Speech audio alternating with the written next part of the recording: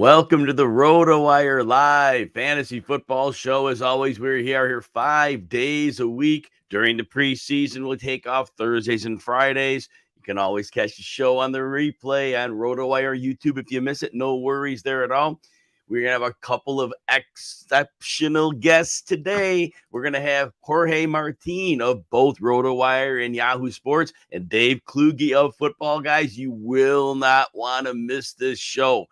Great players going to get you ready for draft day. Now, if you have Sirius XM, you can catch me Tuesday night tonight, Wednesday and Thursday night, 8 to 10 Eastern on the Sirius XM Fantasy Sports Channel. Again, 8 to 10 Eastern. Would love to hear you over there. Again, exciting show. Cannot wait. We're going to start out, though, talking about players who are commonly selected in the 8th round of 12-team leagues. And we'll talk about the good, the bad, and the ugly about those particular players. So Zay Flowers is borderline end of the seventh, beginning of the 8th. I didn't have him in the 7th round show, so I slipped him into the 8th, but you may have to dip up into the 7th right now to get him. All my ADP comes from fantasymojo.com. These are ADPs over the last 2 days, so it gets the micro adjustments in ADP. Your home leagues, they may be a little more favorable to when you're picking players, but that said, Zay Flowers, his draft profile, as I looked at him. Now, I saw him as a guy who could be a deep threat. He could also play in the slot. I didn't see him at the NFL level based on his college tape and his testing as a super high upside play, but I saw him as a very strong prospect. So what he does best, I thought he separates at an extremely high level. And, when we go talk about college, better than other college receivers. And his lateral agility in a short area, those things tell me that he can function in the slot. Again, the Z receivers one, you line up a little bit off the line of scrimmage. You don't see that press coverage, and that helps there as well. Good morning, Brian Pope. And so the downsides I saw, he is a little small. 172 pounds, 5'10". He has a small catch radius. We talk about his lateral agility and being able to like a jitterbug his way open, but his route running needs to be refined. You can get away with some lazy breaks at the college level. You have to make those breaks crisp and tight at the NFL level. And again, we talk about the short area agility. In the zone defenses, and again, these in college, the zones are a little looser than they'll be in the NFL. He didn't really navigate those soft spots in the zones the way we would like to see that. And I think that's going to be a little bit of a developmental curve for him. Talent-wise, he fits. He was clearly a first round. The Ravens selected him, and it works. But to think he's going to hit the ground running from day one, it could be a little optimistic. Now, this is the type of player, if that offense gets clicking as we hope, he could be a player by the second half of the season, figures things out. But sometimes the route running, when it's not something that's been at an elite level in college, sometimes that takes a year. So be a little careful, but we love that. We know Todd Monken, the OC, offensive coordinator, is going to run a lot of 3 receiver sets. And so that's going to help Flowers as well. If Odell Beckham is healthy, if Rashad Bateman's healthy, they're going to command attention of defenses. And Flowers could be the one that sees the lesser coverage of the 3. And that is a big break. And Lamar Jackson, again, he has defenses on their heels because of his running ability. So this also benefits Zay Flowers. In terms of his testing, I thought his testing was quite good. And his testing, 78th percentile 40 time and 73rd percentile explosiveness. So he is way above average, not elite in those areas, but more than able. So I think if you're looking at a borderline late 7th, early 8th round pick, and you need that receiver at that point, there definitely is a case to be made. But I want you to understand there's a possibility, there's an acclimation process, and it's not guaranteed it clicks for him in year 1. So good prospect, great opportunity, but a little bit of concern on my end. Gabe Davis is next. And I don't know why. I'm on every little tidbit of information, 365/7. But Gabe Davis, I was hearing more this summer about a high ankle sprain that he was playing through. And I don't know if it was one that he injured his ankle, but he didn't miss time. And so it was kind of kept quiet. It may have been just thought he was a regular ankle sprain. It was apparent now through reports that he was playing on a high ankle sprain. Now, that would explain a lot of his season. First of all, the second half, Josh Allen has the UCL elbow injury. So that was going to be a problem with downfield throwing. Allen was struggling through that injury, and he played like a warrior through that. Got to love him for that. But if Gabe Davis was nursing the high ankle, that's explosiveness. And if you don't have your explosiveness and you're a downfield receiver, you are really playing in a compromised position. Now, Davis still gets a career high 17.4 yards per reception. And we remember, I believe it was week 1, Pittsburgh, when he just annihilated them. I want to say he had a 96-yard catch. He had another long catch. He's been consistent in end zone score, 6 to 7 touchdowns a year, all 3 years. Now, last year, again, just 3 games over 80 yards. And those that were reaching up to get him last year may have been as high as the 5th round in some drafts, but people were expecting that remember, he had that huge game against Kansas City in the 2021 playoffs. And, of course, that was never going to be the standard, but it certainly lit the momentum for him to be drafted really high. And he only goes over 65 yards 5 times. So yes, Gabe Davis was a disappointment for what people were expecting. They were expecting the next great thing. Didn't happen. And he was only 22nd percentile yards after the catch. But again, he's a deep threat a lot. So a lot of times he's catching the ball on the sideline, and there isn't often place to go after that. You're either at the catch point or sometimes you're near the sideline. But the other thing is, if it was that high ankle, so that's the question. Fantasy managers need to decide. Was the injury what limited Davis? Is he just not a consistent player? Was the end of the season Josh Allen's elbow? Lots of questions. The way I'm looking at it is, you're in the 8th round, and I want to attach myself to a quarterback like Josh Allen who's healthy now. And Gabe Davis, there still could be a career growth for him.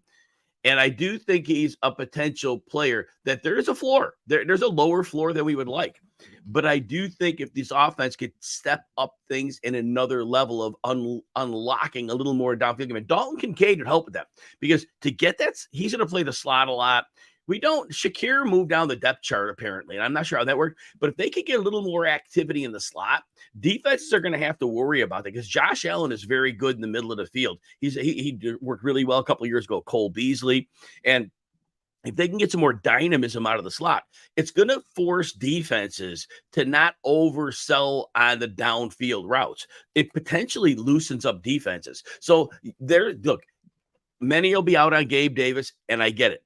I completely understand. And I'm not fully invested in him. I will have shares of him. If I draft 20 leagues, I might have a couple shares. I want the potential for the upside, but I'm not banking on that. I still think what we've seen in his career is a player that may just be an inconsistent tease.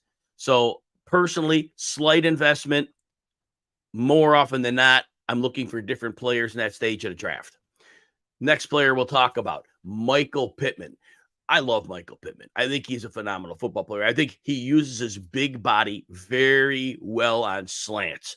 After the catch, he's difficult for defenses to deal with. He's a physical runner after the catch. And if he gets let into space, he can make big play happen. Now, remember, it's certainly horrific year for Pittman. Pittman was going very high address. I want to say last year, he eked into the 3rd round. He was a hot commodity. I want to say he was going to the top 11 receiver at some point when we got close to draft day. But then comes last season. Now, remember this, though. Matt Ryan, in the very beginning of the season, before everything imploded, Matt Ryan started the season fairly well. Pittman had 2 games with at least 121 yards and a 72-yard game in his first 5. He was off to a really good start. But then the offensive line became more of a liability.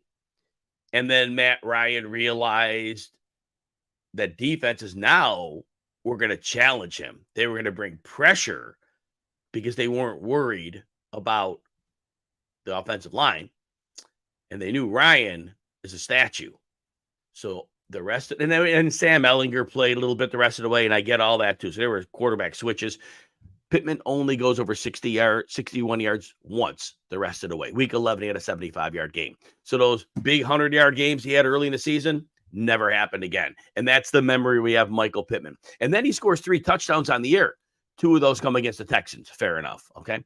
But he did play in the slot a lot, which is helpful. But what do we expect this year? I have to say, Anthony Richardson as a runner, love him. Preseason, you can't take anything from it. But Anthony Richardson threw for less than 50% of his passes in one of those games against vanilla preseason defenses. There was a point in an RPO, he completely did not understand a basic read. That was something we knew could happen. I think as a passer, that learning curve is steep. I don't trust that he can get the ball consistently to his receivers. And if we're going to look at a catch rate under 50%, and let's say this, if Anthony Richardson's not throwing the ball accurately, he might make a completion. But if Pittman's running a crosser and you throw the ball on the wrong shoulder or even the near middle of his chest, he has to turn back. And all of a sudden, those yards after the catch disappear. In the NFL, you don't get away with that. It's got to be in stride to lead you into space. So I am this year, I was high on Pittman last year. Good morning, Albert. I am down on Michael Pittman because I don't think Anthony Richardson is going to be able to consistently lead him into traffic with perfectly placed passes. Another knock on Richardson was that he often throws passes at the same velocity. And we know there are certain passes that need touch. And I think there's a part of his game he's going to have to develop. I don't trust him. As a runner, I love him. I think he has a floor of 900 yards. And I think for fantasy, if you're getting him around quarterback 11, I think anything as a passer with 900 yards rushing gets him in the QB1 discussion somehow. So they'll get something through the air. But that said, I don't think Pittman's going to have enough consistency to merit his pick, even though he's a depressed draft cost in the 8th round. So I wanted you to know that if you would like to find a way to connect with the experts at RotoWire, we have the RotoWire Text Insider. You'll get exclusive daily content to help you with your draft and roster decisions throughout the season. And you could text our team directly when you need advice. To get there, you go to joinsubtext.com/RotoWire. Again, joinsubtext.com/RotoWire. You'll get more details. And also, first 100 subscribers, you'll get access to my 250 plus pages of player notes. All right, let's go to Courtland Sutton. So last year, I was fairly excited about Courtland Sutton.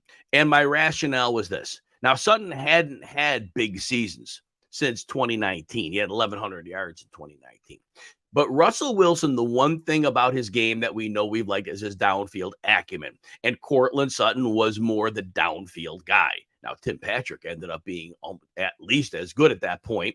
But that said, it was a terrible season for Sutton. He gets 800 yards. All right, fine. And the 800 yards isn't bad. So when we say horrible season, but the problem is 33rd percentile catch rate. Not good. He caught a little more than half his passes. Russell Wilson, was often off. And then after the catch, Sutton was not getting it done. 7th percentile. He was getting plenty of air yards, but a lot of those were empty air yards. I can't remember who's called it prayer yards, but somebody on another company called it prayer yards. I love that. But in the 2 games when he had 80 yards, those came in weeks 2 and 3. It was done. He puts up a $122 against Houston, 97 against the 49ers, and after that, never sniffs 80 again. And his touchdowns, week 4 and week 18. Week 18, there was probably no fantasy football for 90% of us. So Courtland Sutton, in his first 32 games in the league, his first 2 years, 10 touchdowns. In his last 33 games, 4 touchdowns. Now, in the 8th round, and the Jerry Jeudy injury, hamstring, we don't know how long this injury is going to last, right? But when we look at Jerry Jeudy played 70% slot. And I know Sutton did play over 45% in the slot, like 47, I think. But obviously, they're different roles. If Jeudy misses time, I don't think we just say, oh, those targets are just going to Sutton. I don't think that's the case. Within the rotation of the offense, they'll go to somebody in the slot. Maybe Marvin Mims moves into the slot. Maybe Greg Dulcich gets motioned into there. I just don't think you could directly say, no, Jeudy equals plus for Sutton. Now, this said, what is Sean Payton going to do? Here's my thought. We know he brings in Mike McGlinchey as the right tackle. He brings in Ben Powers from the Ravens as an interior lineman. They're good run blockers. They also bring in Adam Troutman as a tight end. I believe that Sean Payton has told us they want to run heavy personnel. They want to run the ball with both Javonte Williams and Samaje Perine. and they want to keep games lower scoring and close. And then Russell Wilson will pick his spots. Now, we know that Sean Payton loved dialing up deep shots. Now, a lot of those deep shots back in the New Orleans, they were Drew Brees, when Brees still had his arm in full capacity. A lot of those were Devery Henderson, a lot of guys in the slot running deep routes. I don't know if they deploy Sutton that way, but they can. So I think Sutton is going to have a number of big catches. I just don't think there'll be a sustainability to his game. I don't think week to week we're getting the same guy. I think he'll get his targets downfield, but he'll catch maybe a little more than half of them. So I think he's that player. It's going to be hard to know when to start him in fantasy. I think that's going to be a real problem. I think he probably gets 4 or 5 games where he's in the 80-plus yard range and he's fine. But I think we're going to have a number of those 2 for 24 games in there as well.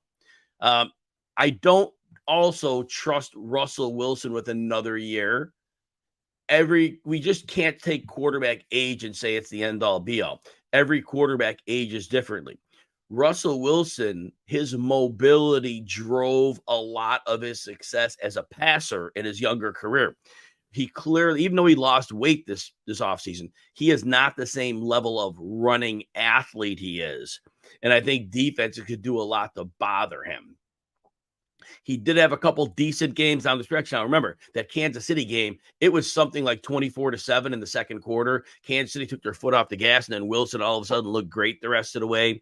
There was a game against the Rams. The Rams had lost everybody on defense. So maybe, but I don't think he bounced back. And I don't know that Sean Payton is going to be able to – I don't think Sean Payton wants to put the offense on Wilson's back. Ted, appreciate you, man. Thank you for being here. I'm going to click that one on the board. Thank you. All right. Now, next player, Khalil Herbert. And I've gone back and forth on him over the preseason, and this is where I am at today. We know he's a very good runner. There is no question. Rookie, 4.2 yards per carry. Fine. Last year, 5.7. He only gets 129 carries, though. So the Bears were very careful with his usage. Now, he also missed 4 games. Now, here's the thing. Late in the season, when both Herbert and Montgomery were healthy, what did the Bears do?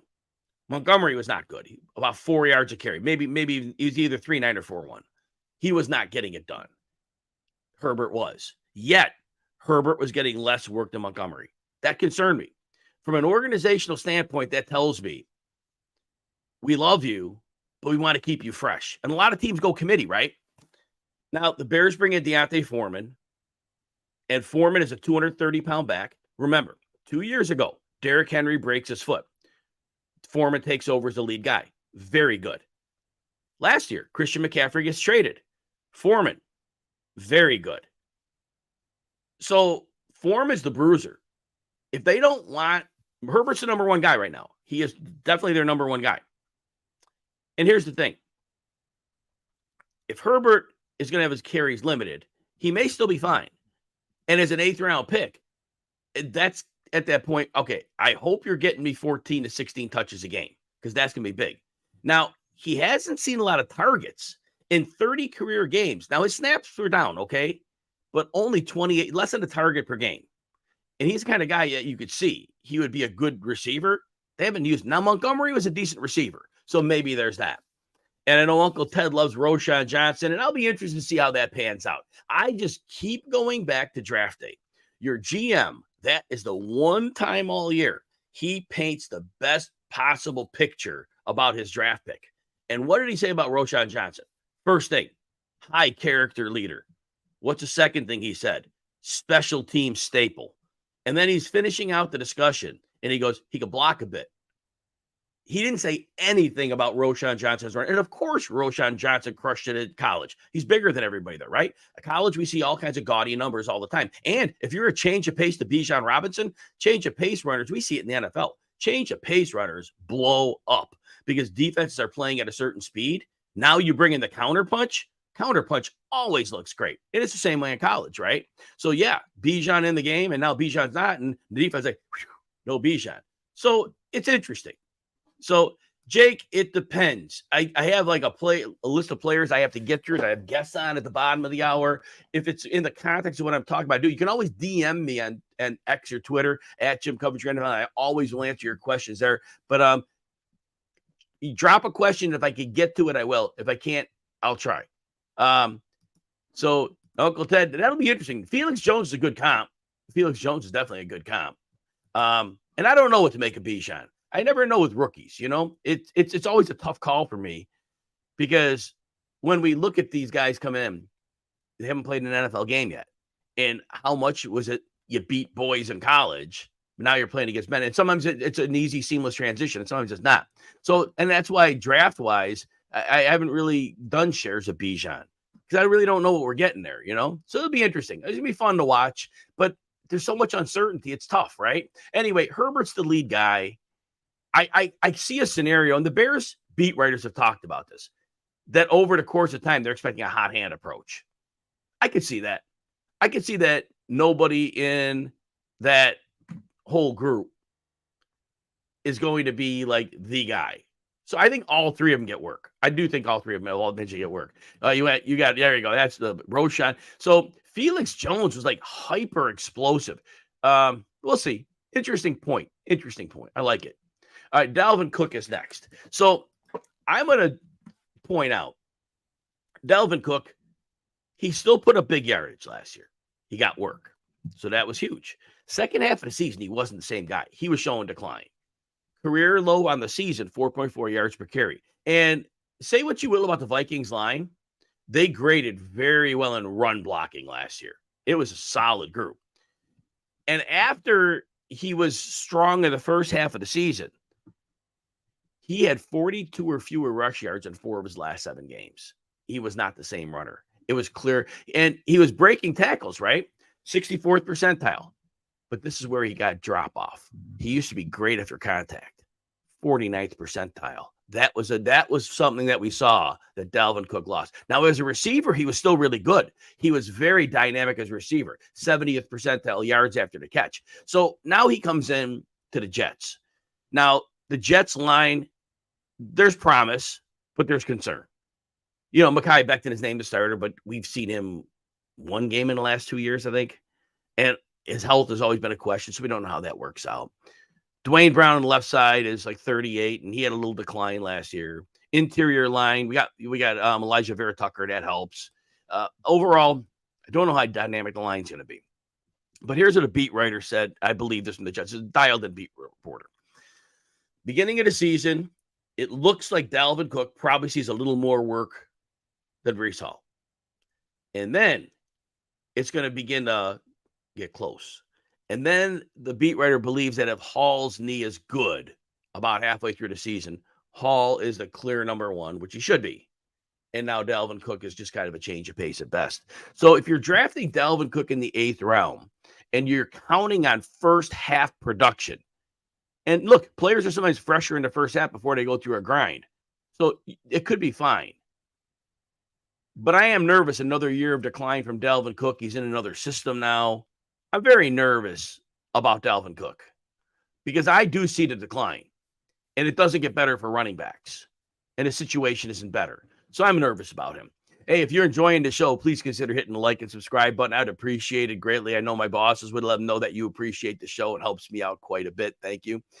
Also, the RotoWire Fantasy Football Draft Kit app, up-to-the-minute cheat sheet, news source that we all need when we're in the draft room. And I like putting players in tiers. The app lets you do that.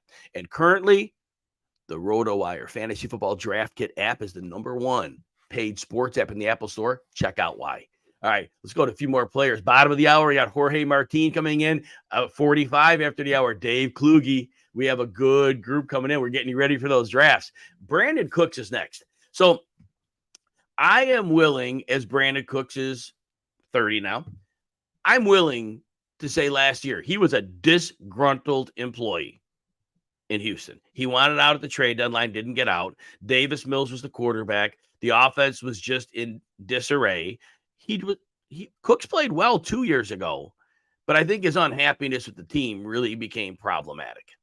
But what we've learned about Cooks early in his career, he was a deep threat. he emerged into so much more. At the beginning of his time in Houston, he showed he was willing and able to win routes in every level of the field and get open. Despite his size, he became a polished player. And he's a very good player still. Now, we could look at his stats last year. I don't think it's relevant. Like I said, the passing game was broken. He wasn't happy. After they didn't trade him out, that was problematic. So I think that Brandin Cooks going to Dallas is going to be in a great situation here. I know Coach McCarthy talks about run, run, run. We look at his historical numbers. They're going to pass plenty. They're going to run too. And the scary thing is if Dallas gets a lead and their defense is really good, we could see them go into a shell in the second half. That's a very big concern. But Brandin Cooks, you already have CeeDee Lamb often in the slot. But what Cooks is going to do is he's going to open up the field for other players. They're going to use him a little more downfield. He's going to be more the number 2 than he was the number 1 in Houston. His role will be different. But his versatility and ability to get open, Dak Prescott goes through his reads really, really well. He's a robot in the pocket in a good way, in a very good way. He goes through his checks and progressions. And Brandin Cooks is one that he is going to have as a second read, often, sometimes the first read. I think Brandin Cooks gets you that 1,000 yards this year. I do think so. I think that Lamb's going to eat, but I also think Brandin Cooks is going to eat. And again, I'm worried about their defense keeping games low scoring. But ultimately, I think that Cooks flirts with 15 to 17 yards per catch in this offense. That can get it downfield without a problem, and I think he utilizes that skill set of Brandin Cooks. Michael Thomas is next. Look, we know the drill, right? Played 10 games over the last 3 seasons. When he was on the field, he looked decent in the 3 games. He had 3 games between 49 and 65 yards. Snaps were limited, but he got like 8, 9, and 5 targets. So you're seeing targets. Now, I'll qualify this. He gets a second percentile yards after the catch. But and so few catches, like he had a couple touchdowns there, and those were in the end zone, so there was no yards after the catch.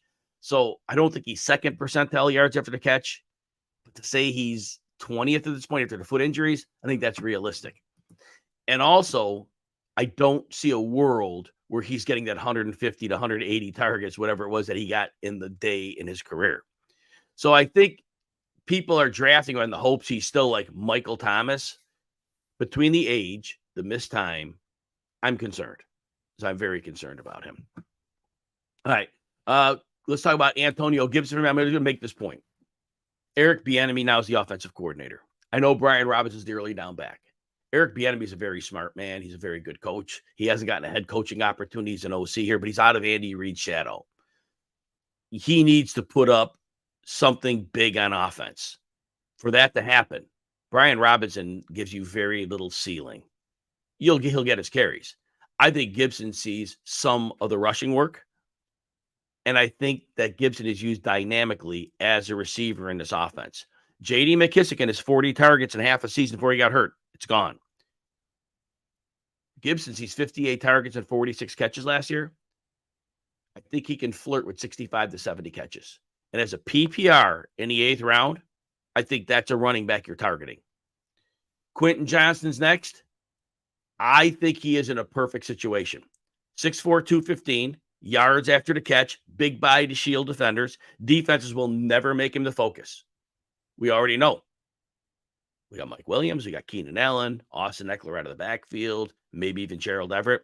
Quentin Johnston's in an optimal situation. I expect the ball to be running. All right, Charlene's here. Yay. All right. So as I'm saying, Quentin Johnston's in a great spot. And I believe they're going to throw a lot. He's going to have open space to run with Mike Williams, maybe running more verticals. Now, Johnston will run verticals too. All right, so understand that. But he's in a great spot here. So I do think he's a player that you target in drafts. Oh, we got Jorge Martine in the house. You know Jorge, he's the founder of the Familia Fantasy Football Podcast. You also know he writes everywhere. If you go to a site, you find Jorge's writing. RotoWire, Yahoo Fantasy, Fantasy Points, Fantasy Pros. Did you add any others in the last couple of weeks? Not yet. But you know what? There's still 10 days before the season starts. Yes. So you're following Jorge at Jorge Martine 17. Jorge, what's going on today? Oh, feeling great, feeling great. Bright and early out here in California, so it was great. But you know what? Kids are at school, so it's nice and quiet in my home. So Ooh, let's talk some quiet. football, mi amigo. Yes, we're talking some football. So Jorge has been on the show multiple times this summer. You clearly enjoyed his work. I've gotten great feedback. Had to bring him back. Jorge, we're going to talk. Obviously, you talked the players you liked, and last time we did a little strategy. So we are going to go with a couple different concepts to get people ready for their drafts. First of all, you want to talk about specific draft strategy. You want to talk about the concept of going for receivers early and waiting on running backs. Tell drafters how they may approach that in this year's draft. Yeah, you know what? I think the zero RB approach is really gaining popularity this year. And one of the things that I found, I actually tried this in a draft on Sunday with a lot of people, with some really sharp minds, a lot of fantasy analysts, and I tried a hero RB approach. Austin Eckler fell to me at the fifth pick, and then and it was 3 wide receivers and 3 flexes. So the next 7 picks, I hammered 6 wide receivers and 1 quarterback. And it was just like, and I didn't, it was still, I mean, I think David Montgomery was my second running back, which I don't hate because I backed him up with a player we're going to talk about in a second. But the six wide receivers, all of them have a shot to get 1,000 yards. And that's what I'm looking at. And by that point, honestly, there are some guys who are in the 3rd, 4th, 5th round that we kind of that I'm talking about guys being running backs that we could squint and kind of say, oh, maybe he's going to do it, but you know what? Maybe they're going to falter. Joe Mixon was a top 10 running back last year. He had a little over 800 rushing yards, and that's what you want to have as the basis for your leagues. Mixon had 100 PPR, like just receiving, like 100 receiving points. Yeah, wow, it was a big year for him through the air, right? It was. So when people are taking this approach, how do we deal with going after round 10 and beyond? What do you do to pad your roster? What are you looking for after round 10? Yeah, after round 10, I'm looking for some value running backs. I'm looking for some young running backs because those tend to pop in the back half of the season. Last year, you had Tyler Algier pop in the back half of the season. He actually helped some people win leagues because he was very good during the fantasy playoffs. You had also Isaiah Pacheco come on and do very well at the end. And so you've got some guys that could help in the back half of the season. I mean, there's Devon A. Chain, who is kind of going to be kind of a satellite back. He's going in the later rounds. You want to get those. I mean, those ambiguous backfields. I mean, I honestly think that whole Miami backfield is on sale. I don't know if you're going to get 1,000-yard rusher out of there. Maybe a Chain gets 1,000 total yards, but I mean, honestly, I could see both Raheem Mostert and Jeff Wilson getting like 800 yards rushing and being actually pretty good for fantasy leagues on the weeks that they fall in and get a touchdown. But so grabbing some depth. I usually, like in 15, 16 rounds, I want 4 to 5 running backs on my roster, maybe 5 to be a little bit safer, just to guys to kind of play around with.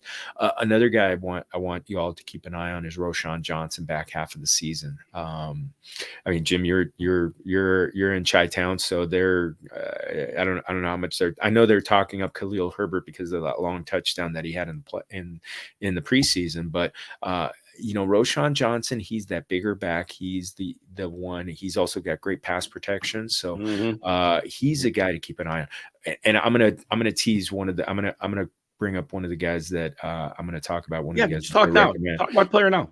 Jerick McKinnon. So I am grabbing him in best ball drafts in the 10th, 11th round, all over the place. You know what? The Chiefs did not do anything significant to upgrade their running back core. They basically brought him back. And based on cut down day, we think Clyde Edwards-Helaire is going to make the team, and Isaiah Pacheco. But really, it's the same team. And who's the one who's got the pass catching chops? It's Jerick McKinnon. He's also great in pass protection. So he's going to be on the field, and he's going to be that check. He's going to chip a defender, and then all of a sudden turn around, and Mahomes is going to get the ball to him. This is a guy who scored 9 touchdowns in the last 5 weeks of the season. He was a league winner. I'm not promising that this year, but you know what? To get a piece of the Kansas City Chiefs offense after the 10th round, I please sign me up. Sign me up. I'm grabbing him every opportunity. If when the ADP is kind of coming up, that's the big differentiator. Is get me a piece of that Chiefs offense. A lot of people for years have been out on McKinnon because of the former injury history, but Andy Reid is really smart. He keeps him fresh. One thing I want you to know about McKinnon with Reid, this is a perfect matchup. Jerick McKinnon is not just a dump-off dude. He runs legit routes. Andy Reid has used specific plays that he could not do with any other running back since his time in Kansas City that McKinnon can do. And then the other thing is McKinnon is so smart that when Mahomes begins to do his rollout thing, McKinnon understands the spacing between the linebackers and exactly where to position himself so that when Mahomes needs to get the ball out, McKinnon is already angled to get the ball in space to turn it into bigger yardage. And clearly in the red zone, massive factor. Jorge, I love that. Now, another running back super late. I'm just starting recently to get shares on him. Super quiet, not a lot of buzz, but I don't think Alexander Mattison is going to be like a 90% player. I think Ty Chandler is going to get some kind of work there. Oh, he's getting hot. He's getting hot this time of year. So yeah, he's definitely gotten some work. That whole, you're right. He's not going to get about Alexander Mattison. He's not going to get the 300 touches that Dalvin Cook got. So who's going to get those? I think who's going to get the ones that Alexander Mattison doesn't get? I think they're going to go completely to Ty Chandler, and I think he's a guy that actually could be helping them back half of the season. Madison has had some injury issues in the past. So when you look at that, I mean, so you look at injury history. I'm not saying injury prone because I'll talk about something in a second about injury prone. But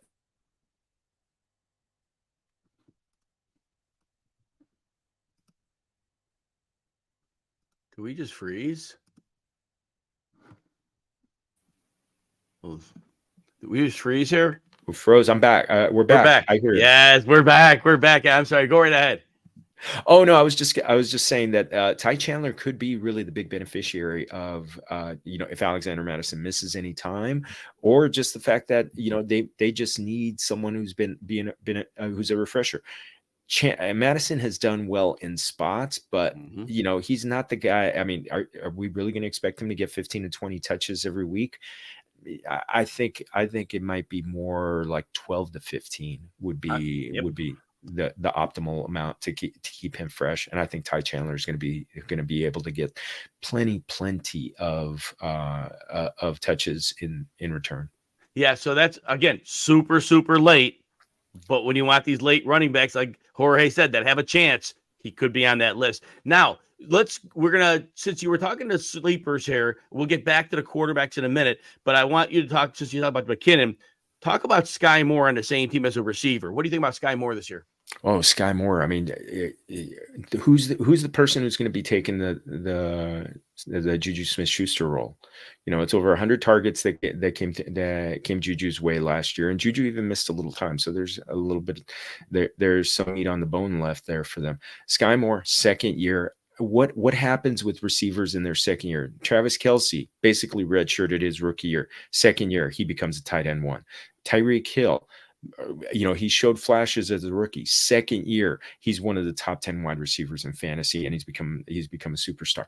So many guys. It's a difficult offense to pick up. And I also think Andy Reid kind of like slow plays his rookies and gets them a little bit ready. Sky Moore, he definitely got there's a little bit of juice coming from him scoring a touchdown in the Super Bowl, but I also keep in mind that, and this is something that I heard even back to last December. Patrick Mahomes was really, really talking up Sky Moore's work ethic. And this is one thing I know from being around pro athletes. They could kind of gloss up a little bit teammates, their production or their role on the team or something like that. They might not always be telling the truth, but they're never gonna gloss up. They're never gonna lie about a player having good work ethic. And that to me says something. If the guy's a worker, that means he's going to make the necessary sacrifices to actually do everything he needs to be one of the best players on the team, to get the best out of themselves, to really squeeze everything out of their talent. And then also, or talking about in training camp, Mahomes was saying that Sky Moore was at every off-season workout at the Mahomes Ranch. So to me, he's building that rapport. Someone needs to be that second target in this offense, and I'm banking on Sky Moore. I checked this morning; his underdog ranking is starting to creep up. It's in the 90s now, so 91. So you got to pay up for 8th, 9th round draft capital for him. But I mean, to tell you the truth, again, getting back to getting a piece of that Kansas City offense, you can get a guy who really has a legitimate shot at 100 to 120 targets from Patrick Mahomes. Yep. I want that. So I'm looking at him. Plus, Kadarius Toney. There's talks maybe he's going to be back into practice, but we don't know that yet, and we don't know. So. And Kadarius Toney has not been able to stay on the field. So really, there's not a lot. Yes, there's Justin Ross people who are out there who are talking about him and what is it? I forget if it's one of the Giants receivers. Is it Richie James? Richie James, yeah. Yeah, right. yeah. He's there as well. Yeah, so he's there. But you know what? I'm going to bank on the guy that they spent a draft pick on last year to be the who has a good work ethic and has already built some rapport with Patrick Mahomes. I'm banking on him. I'm grabbing him and I don't even have to draft him even as my third receiver. I'm drafting him as my 4th or 5th receiver. Yep. I'll take that. I'll ride him on the bench for a week or two, and if he pops, boom. He's either in my lineup, or maybe he becomes trade bait, or somebody else on my team, somebody else on the team becomes trade bait. So I want that upside with Sky Moore. I love that call, and learning Andy Reid's offense, especially as an interior receiver, that's a work in progress. Second year, much better. Jorge, we got a couple of minutes. I want you to talk about the idea of waiting on quarterbacks or not waiting on quarterbacks. I'm not waiting on quarterback this year. So I'm not necessarily spending up, in the second, third round for Patrick Mahomes, Jalen Hurts, Kluge, ¿cómo estás? Hey, I'm not necessarily going to spend up on, Mahomes, Allen, or Hurts. But what I want to do is I want to get one of the Elite 8 that I'm calling them. That's all the way through Trevor Lawrence. I think getting, Justin Herbert or Justin Fields, shout out to Dave Kluge on that one, grabbing one of those guys in the 5th, 6th round. I've been getting those in drafts in the 5th or 6th round. I love those guys there. I love even Lamar Jackson in the 4th round. I think he's got QB1 potential. Joe Burrow is basically Patrick Mahomes light, and you're getting him I think he's even been going in the 5th round because people are a little spooked by his calf injury. Get one of the elite quarterbacks, because one of the things you need to do is then you don't have to spend up and get a backup quarterback, and then you get a dart throw in the latter part of the draft. Dave, before I formally bring you in, any comments on what Jorge said about getting the quarterbacks early this year?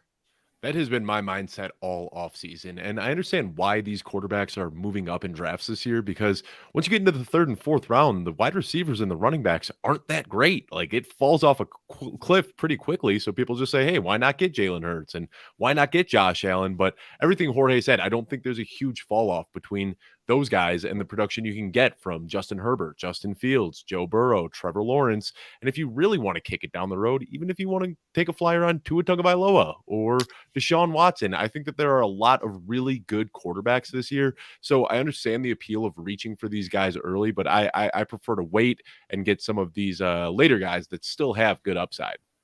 All right, Jorge, before I get you out, tell everybody where they can find you and your work, and then we're going to bring Dave in. We freeze up again. I hear Dave.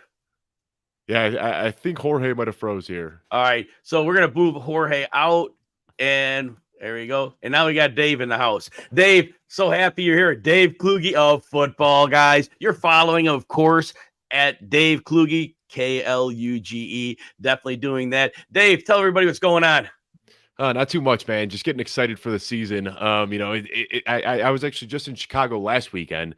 This was year 15 of my home league draft, and we get together in person every single year. We're all getting some bellies and wrinkles on us these days, but it's fun. We started this group my first year out of high school, so we were all 19 years old when I commissioned this league, and here we are 15 years later, still going strong. So, got the home league draft out of the way, and now I'm just kind of relaxing a little bit before the season comes here. There's not a ton of actionable news now. I feel like I've already dug into a lot of my takes, so hopping on shows like this, sharing the good word about the guys that I'm drafting, and just getting ready and excited for football. You're right. It's a little bit of a lull right now, and we're going to need it because it's going to be a marathon for about 20 weeks, but we love it. Dave, exactly. You're here to talk players here. You're going to get people ready for their drafts. You're going to highlight 4 players you're interested in. When we were talking to Jorge, we were talking about what's considered that second tier of quarterbacks. But I think, as you may have said, I don't know how much of a difference there is between the top 7 quarterbacks in terms of what we possibly could get out of them. So you're going to talk about a quarterback. Now, this is per Fantasy Mojo ADP. The last 2 days, Justin Fields is now going up the board as quarterback 7. So he's moved to the bottom of that tier behind Burrow in the last couple days. Tell us why we should be drafting Justin Fields this year. Well, it's funny. It just takes one preseason game against a really good defense for him to just start tumbling in ADP. Like, this guy was going as the QB4, QB5 for a lot of the offseason. And I mean, I'll be the first to admit it. He looked bad against the Bills. That was a bad game. The defense got exposed. Justin Fields struggled with some throws. So obviously, we're banking on the hopes that Justin Fields can improve as a pass catcher, as a passer. The best case scenario is that he follows in the footsteps of Jalen Hurts and Stephon Diggs after they added their guys, AJ Brown and Josh Allen, but after they added Stephon Diggs, the steps that they were able to take forward as passers.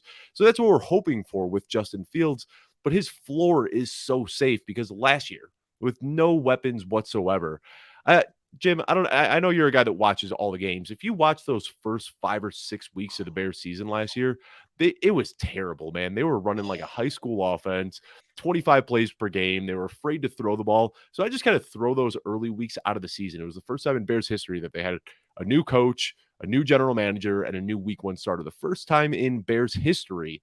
But if you look from week 6 onward, only Patrick Mahomes and Patrick Mahomes and Jalen Hurts outscored Justin Fields. So that's the floor we're looking at. I mean, this guy is an unbelievable rusher. If he takes that step forward as a passer, that's just a cherry on top, but he's got a safe floor and a sky-high ceiling. So I can't get enough of drafting Justin Fields this year. Dave, he had the second most rushing yards for a quarterback ever. And like you said, they didn't turn him loose as a runner really until that New England game, which was like a mini bye. Those 5 weeks, then they had like a game, like a Thursday night game. It was extra time off they had for it, though, because I want to say they had the prior week off. And when they came out of that, they totally changed it, and they weaponized him as a runner. So what would his rushing yardage have been had he really run all year? He would have shattered the record. It would have been done. Easily. I mean, he looked like not even one of the best rushing quarterbacks. He looked like one of the best runners in the NFL. Like, you could put him up there with like Derrick Henry and Jonathan Taylor, the things he was doing on the field last year. And then the Bears have shown, I mean, I think a lot of people that only watch NFL have this misconception that Justin Fields cannot throw the ball. Go back and watch his tape at Ohio State because he was a very good passer there. And then this year, they've obviously brought in DJ Moore. They've got Chase Claypool acclimated to the offense with full offseason as well. They've got a healthy Darnell Mooney. They've extended Cole Kmet. And then Darnell Wright, they brought him in to really beef up that offensive line. They drafted Roshan Johnson, who's one of the best pass blockers in this draft. So they have surrounded him in a system where he could be a pass-first quarterback. And that is obviously, like I said, the best case scenario, that he takes that step forward like Jalen Hurts and Josh Allen have. But if he doesn't, he's got the rushing to fall back on, which is still going to give you plenty of fantasy points. We can't lose DJ Moore in this discussion because DJ Moore, as horrible as his quarterbacks were, and it was like an end of the career Cam Newton with no shoulder left, and it was just a bunch of guys that should not have been in an NFL field.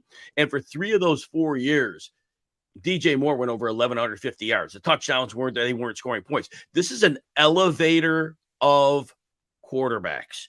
Justin Fields is going to be able to find him anywhere. He can win deep. He can win intermediate.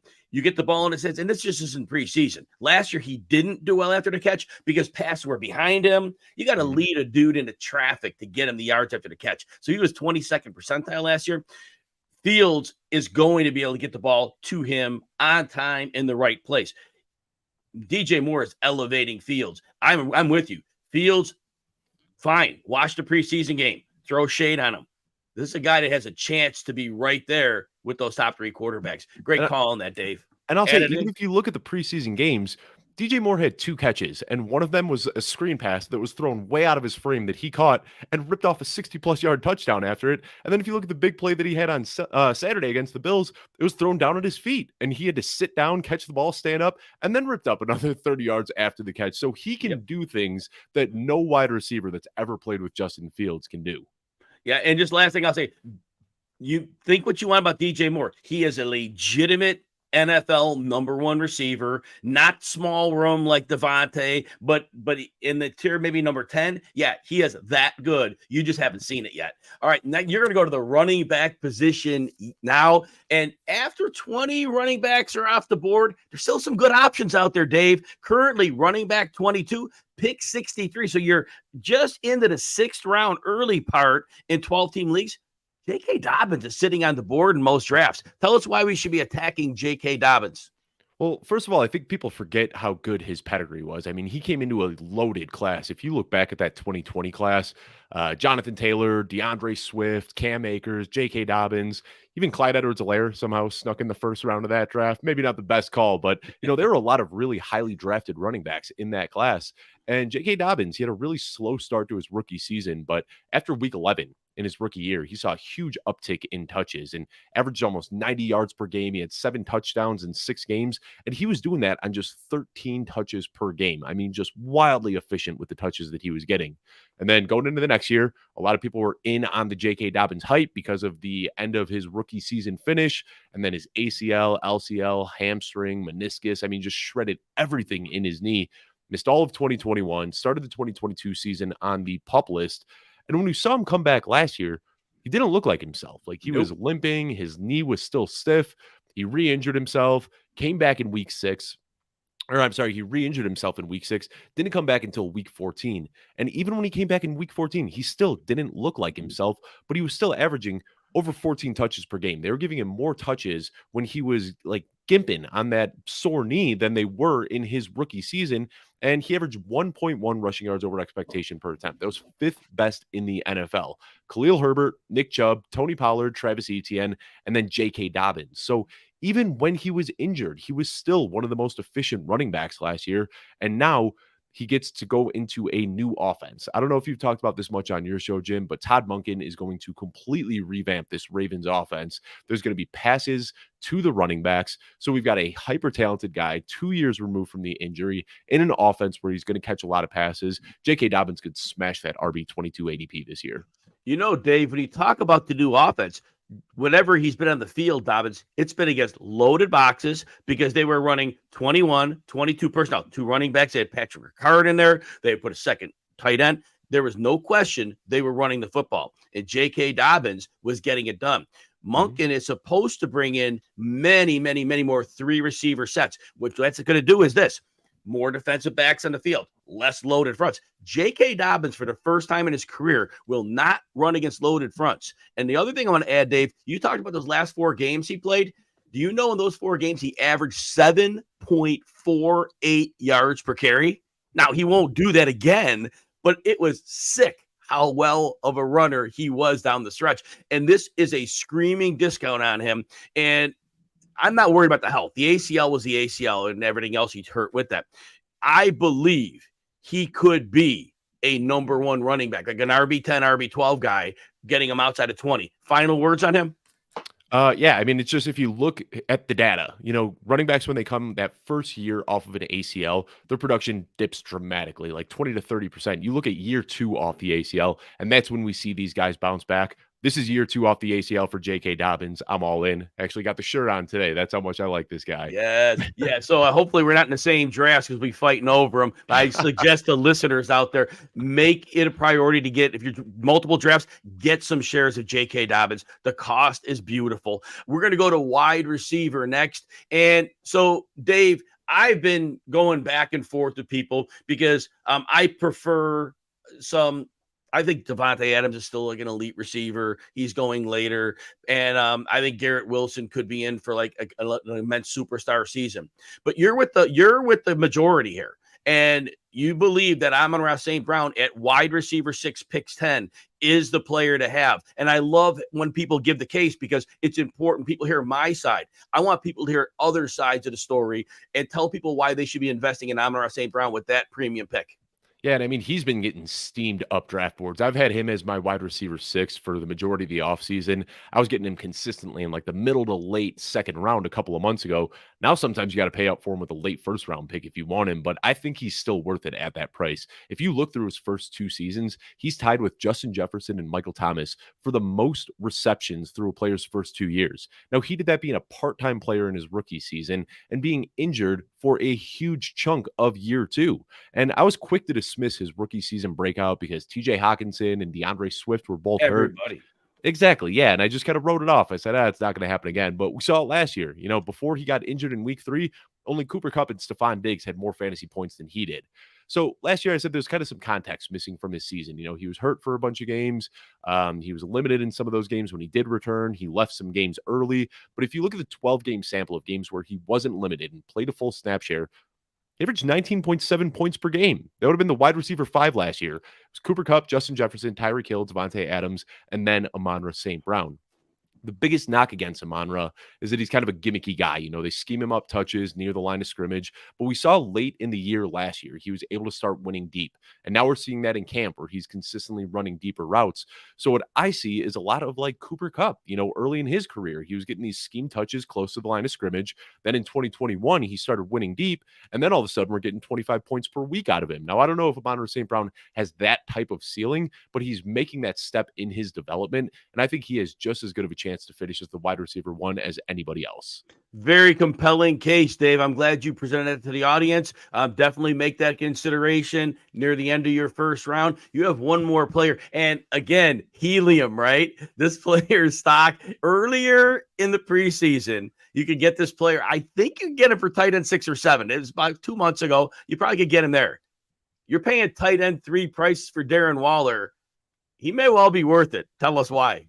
Yeah, and I was in a BBM draft yesterday where he went a round and a half ahead of TJ Hawkinson as the tight end 3. And yeah, like you said, he was tight end 6 or 7 earlier in the season. So maybe I should be adjusting these takes as we get closer to draft because I was steaming these guys up and now they're getting way up draft boards.